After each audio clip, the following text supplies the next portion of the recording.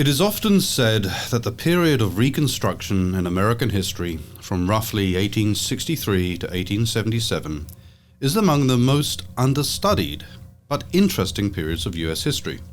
It is also sometimes said that the most interesting state of any state in the Union, or out of it, is the state of South Carolina. And it has been said that the highest form of historical art resides in the writing of biography. Today we have a unique opportunity to test these several it has been saids. We have with us Dr. Neil Kinghan, author of a brand new book published by Louisiana State University Press earlier this year on the remarkable life of Francis Louis Cardozo. Dr. Kinghan's book, A Brief Moment in the Sun, is the first scholarly biography of Cardozo, one of the most influential African Americans to hold elected office in the South between Reconstruction and the modern civil rights era. Born to a formerly enslaved African American mother and white Jewish father in antebellum South Carolina, Cardozo led a life of extraordinary achievement as educator, politician, and official. However, today he is largely unknown, and Neil Kinghan's fine book restores him to his rightful place. Neil Kinghan holds a doctorate in history from University College London. He is a former Director General for Local and Regional Government in the Office of the Deputy Prime Minister of England, and a former Director General of the UK's Equality and Human Rights Commission. Neil, welcome to Take on the South. Thank you very much. I'm glad to be here. Well, we're delighted to have you here, and thank you for taking time out to have this chat. I have a lot of questions, Neil, but I'm dying to ask you one in particular, because this is the question people always ask me, and you're the first person I can actually ask this to on this show. How on earth does an Englishman end up studying Southern history? Right. I've always been interested in American politics and history. All my life I've followed American elections, looked at American history. I left my job in the government in 2010 and I decided I would study it. I wanted to find something that I could really study in depth. So I did a master's program at University College London and came across this man called Francis Cardozo, about whom nobody had written a biography and who had been trashed in history, basically, as a result of the way he was treated after the end of Reconstruction. Mm-hmm. It was clear to me that he deserved a biography and that it was important to try to restore his reputation. And that's what my book tries to do. Gotcha. So your entry point into Southern history is through a person. Well, it was initially through studying American history more generally. Okay. As you said, I was, for a time, Director General of the Equality and Human Rights Commission, one of whose responsibilities is to deal with racial discrimination in Britain. I've always been interested in racial issues, mm-hmm. And that generates an interest in Southern history, obviously.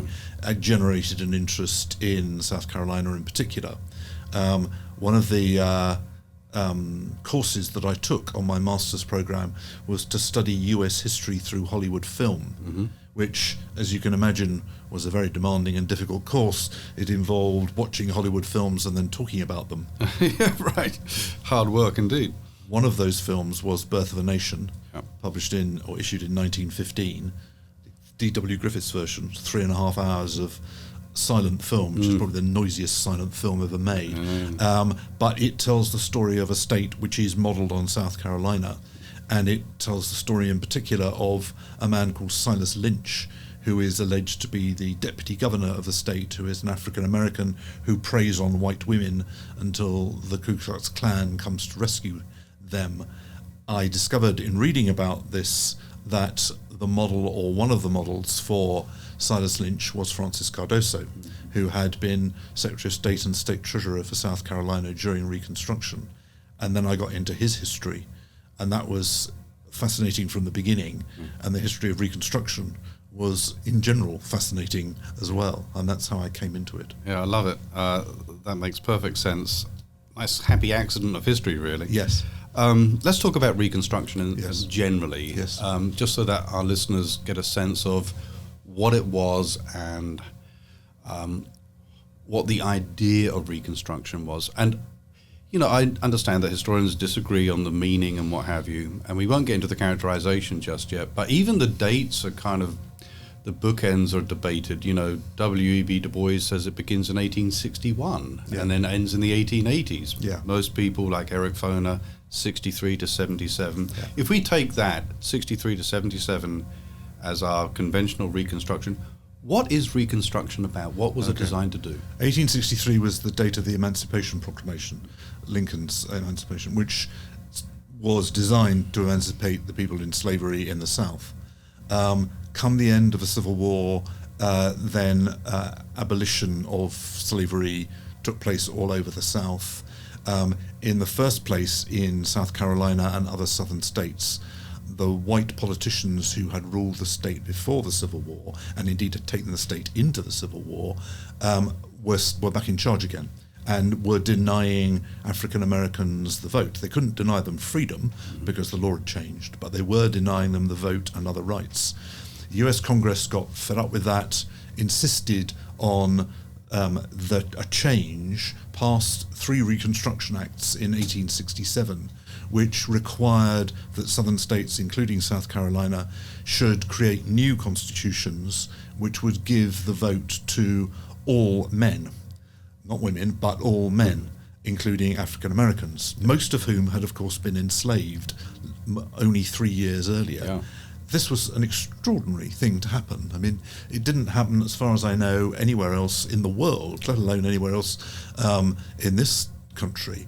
And it resulted in elections in which the Republicans, that is the party of Abraham Lincoln, who were then on the liberal side, were victorious. They started a reform program which lasted for as long as their governments lasted, until 1877, and involved public education, rights for poor people, not just African Americans, land redistribution. That was the essence of Reconstruction. Unfortunately, Reconstruction was also accompanied by a great deal of corruption. And this wasn't just the African Americans, it was white people involved in the government too, and arguably the more corrupt of the people involved were white rather than black. But it was very controversial. And by 1877, the white people of South Carolina had had enough. The elections in 1876 were the subject of violence and intimidation. A lot of African Americans and their white supporters didn't vote. The Democrats won, or at least arguably won, and a deal was done between South Carolina, Louisiana, and Florida and the US government, then President Rutherford Hayes, in which he would be declared president, but those states would achieve self-government, which meant, of course, white democratic self-government, and that's what brought Reconstruction to an end. Sort of great compromise of 1877. Indeed so. So let me go back to something very interesting that you said. This was an almost unprecedented experiment with what to do with a formerly enslaved population. And I think you're entirely right. A rapid introduction to civil society and governmental power. So in South Carolina, which was somewhat unique, the Republicans are in power, and you have lots of formerly enslaved people now being voted into the state house, right? And their concerns have a lot to do with land and education, as you might expect. Yep. There's also a significant group who participate in that process who were African American, but were not formerly enslaved. They had been what were known as free blacks at the time. And that's really Francis Cardozo, isn't it? He was never enslaved. His mother had been freed by the time he was born. His father, as you said, was a white Jewish man. Slavery wasn't an issue for him. It's not quite true that slavery wasn't relevant to him, though, because by the end of the period before the Civil War, the threat of enslavement was a real one for free African Americans in South Carolina and other southern states. But he had never been enslaved, and he was able to get an education in Charleston and indeed then to go to Glasgow in Scotland to the university there, which he did in 1858. How long was he there for? He was in Glasgow for 3 years. Then he went to training school in Edinburgh, and then to a college in London, in England, to train for the ministry. Okay, So he was altogether he was out of the United States for 6 years. Okay, so he was in the sort of seminary. Is that Well, he was at Glasgow University studying Latin and Greek, Okay. Which he did very well and won prizes for, Yeah. which is a fairly extraordinary fact in itself for somebody taught in schools for African Americans in Charleston. But yes, he was at what was the equivalent of a seminary. Yes. So Neil, how did he do that? Because his father dies in 1855, and Yes. it's quite dislocating for Yes. the family. How does he end up going to Glasgow, and then the UK? 3 years later? I have to tell you that there's no very definite answer to this, because obviously it costs a lot of money. Sure. You've got to get across the Atlantic, and then and so on. It's quite likely that his uncle, who was called Jacob Cardozo, who was a successful economist and publisher, indeed a defender of slavery and a defender of the Confederate position in the Civil War, contributed to his costs. It's also likely that the church that he was a member of in Charleston, which was called the Second Presbyterian Church, contributed as well, because the minister there, a man called Thomas Smythe, took him on as a sort of protege. And I've been told, although I have no documentary evidence of this, by the archivist of that church that they raised $1,000 for him, which of course was a great deal of money at the time. And I think a combination of what they raised and his uncle paid for him to go to Glasgow. He'd also trained as a carpenter as a child, because that's what free African Americans did. After schooling, they trained in artisan trades, and it's likely that he obviously couldn't have raised enough money as a carpenter in Charleston to get him across the Atlantic, but it is likely that when he was in Scotland and England, he worked as a carpenter some of the time.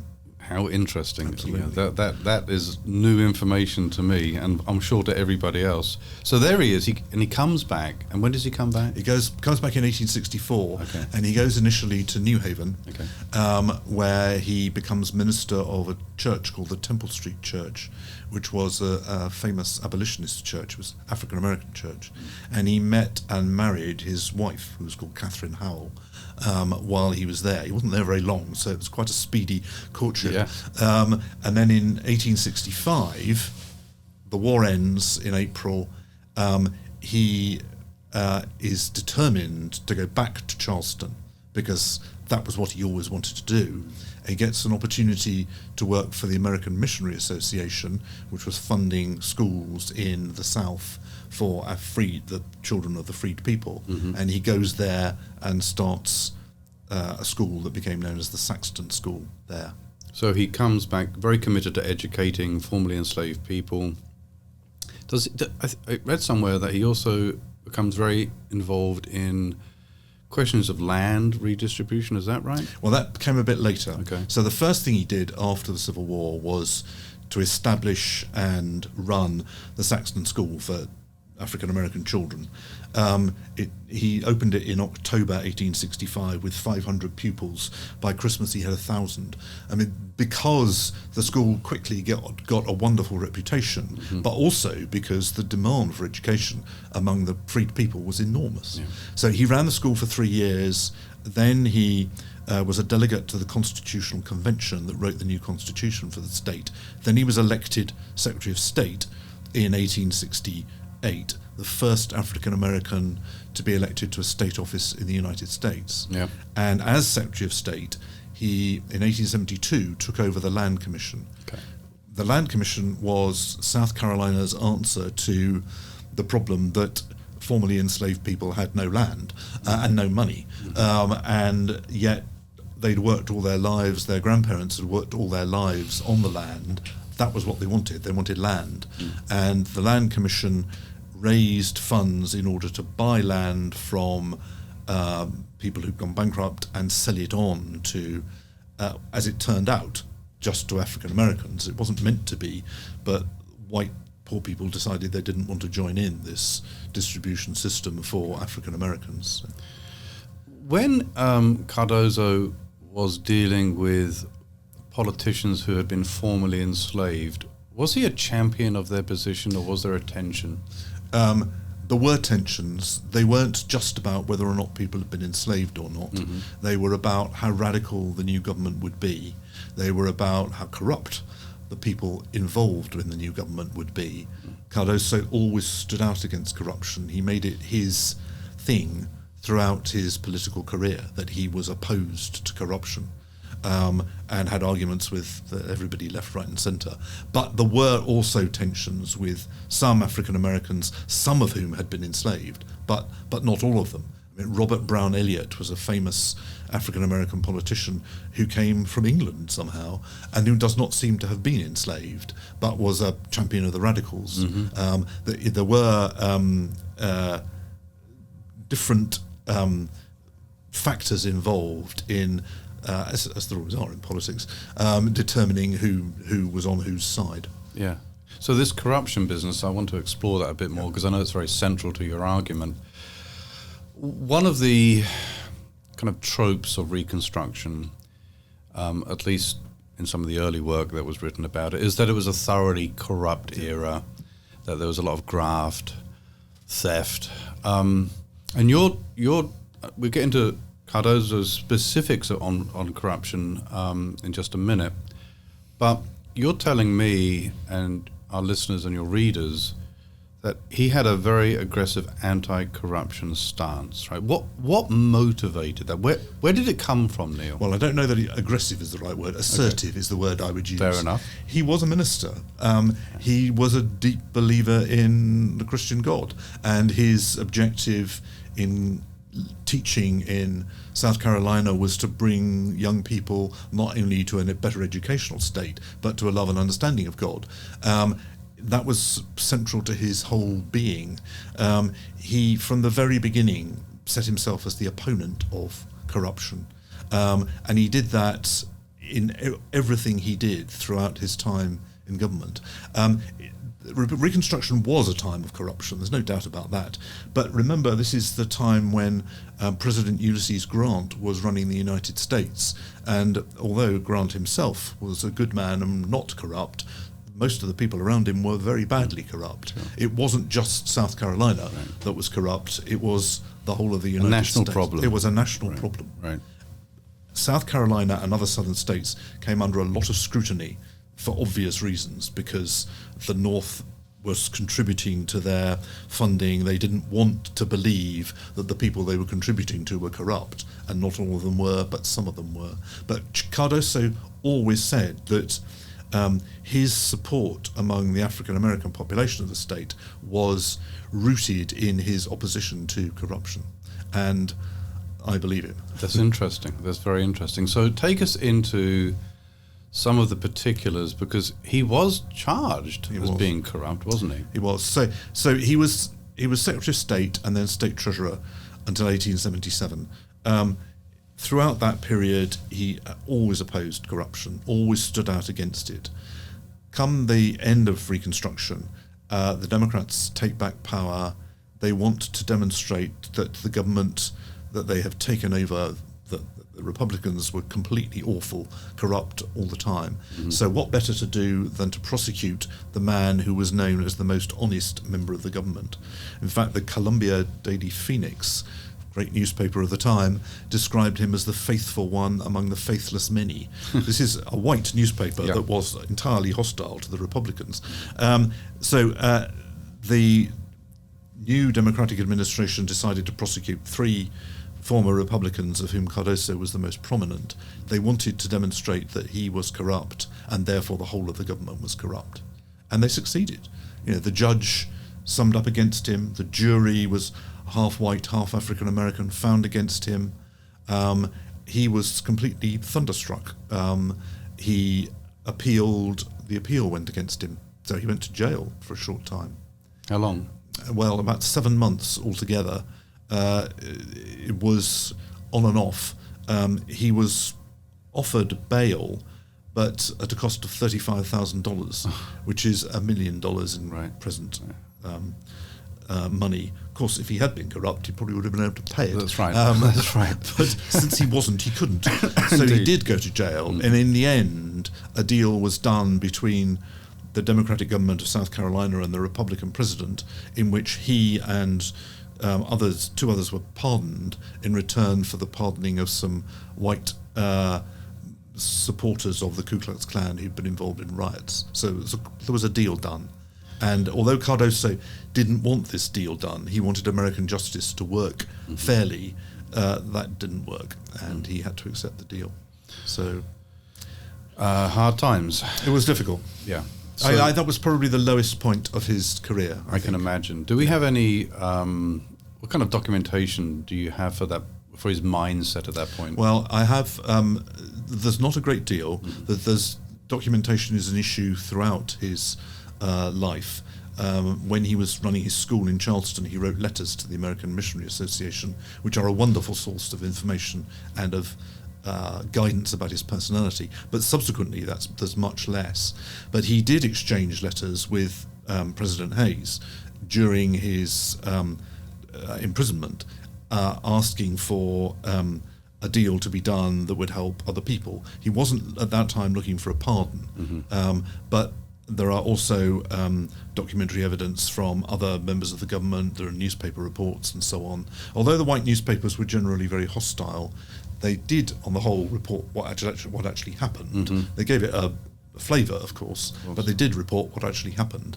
And in the end, a deal was done, and he was pardoned. So he's pardoned. He's probably quite down, depressed, I should imagine. Yeah. But he lifts himself up. Right? He goes to Washington.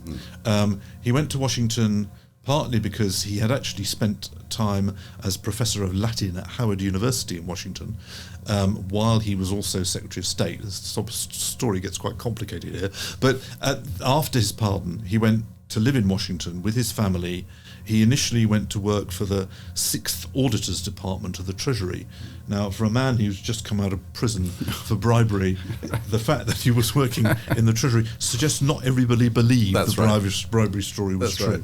But he went there, and he worked there for 5 years until 1884, when he went back to running a school again, which was the Coloured High School in Washington. And when does he pass away?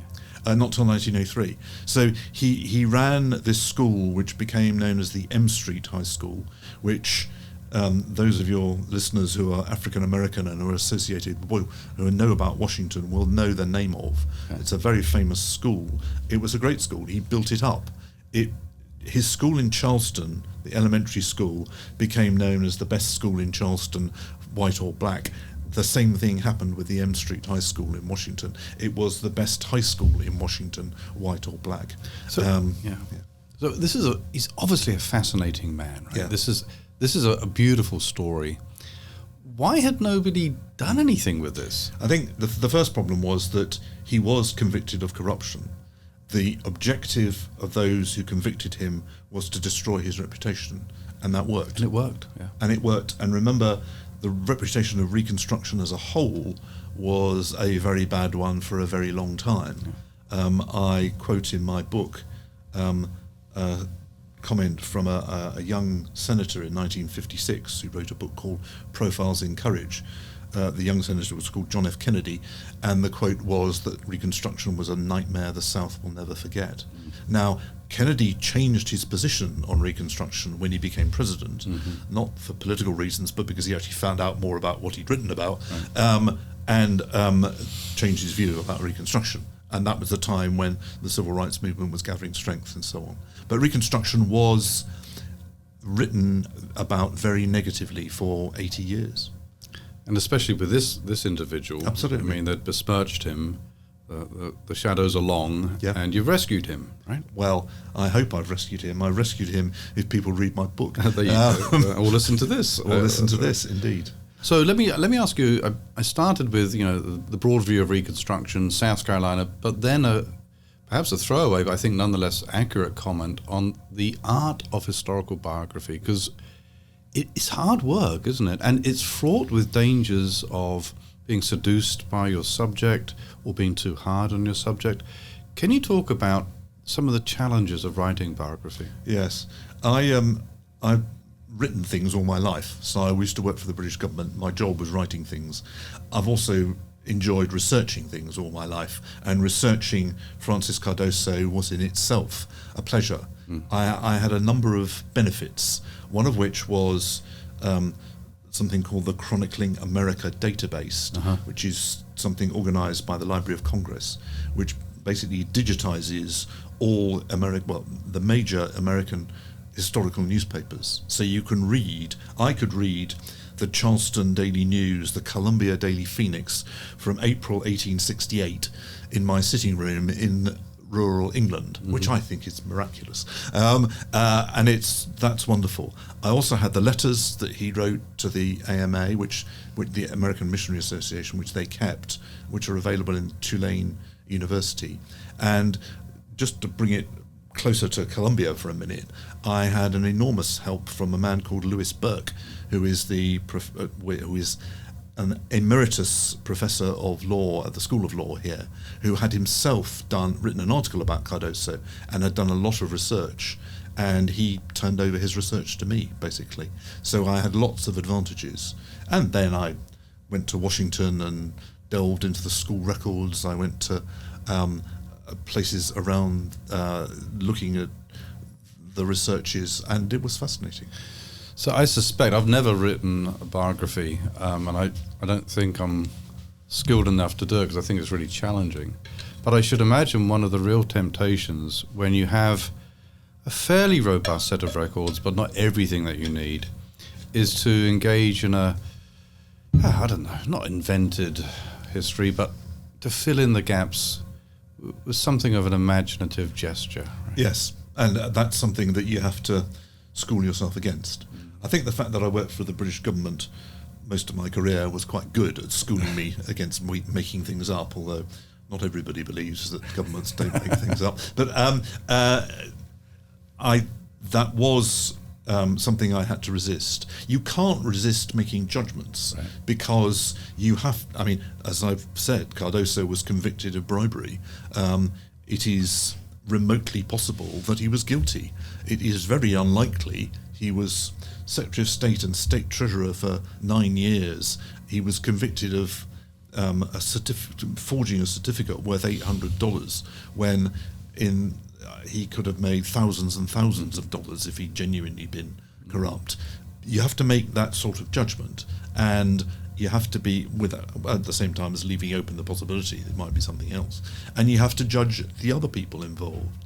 So the first Republican governor was a man called Robert Scott, who was a weak governor, probably not corrupt personally, although a lot of historians have said he was, but who ran a government that was undoubtedly corrupt. The second governor was called Franklin Moses, and he was known as the robber governor, which tells you a bit about his reputation. It sure does. A lot of ink has been spilled by historians on trying to characterize Reconstruction, and that has evolved over the years, right? So the early interpretations, it was an era of corruption. Du Bois, Brief Moment in the Sun. Yep. Then you get to lots of people have written on this. Eric Foner has a kind of splendid failure thesis. How would you, as an expert on Reconstruction, wish to characterize it just generally? I think Reconstruction was an extraordinary experiment. It was, whether the US Congress realized it at the time, it was extremely brave of them to give the vote to people who'd been enslaved very recently. And of those people to exercise the vote, because after all, they were most of them living on plantations still controlled by white people who did not want them to vote. It was an extraordinary experiment. It was not completely successful, and it indeed was defeated. I have written in my book that it was defeated rather than it was a failure, which I believe to be the case. It was defeated in the end because the white supremacists had more weapons, and in the end the North decided they weren't going to support the South anymore. But good things were done. Education was improved. A lot of African Americans learnt to read and write, became literate. The Land Commission was successful, although not forever. And there was a Civil Rights Act in South Carolina in 1872, which gave the same rights to African Americans as the Voting Rights Act and the Civil Rights Act of 1964 and 1965 did. And they'd, of course, been taken away in the meantime by Jim Crow. So it achieved not as much as anybody wanted it to, and not forever, but it did achieve a lot. It achieved extraordinary things at the time, and I think, personally, this state should be proud of its record of Reconstruction, not embarrassed by it. Defeated, not failed. I like that distinction a great deal. Neil Kinghan, author of A Brief Moment in the Sun, thank you so much for being on Take on the South. Thank you very much. It's a good interview. I enjoyed it. Thank you. Our pleasure.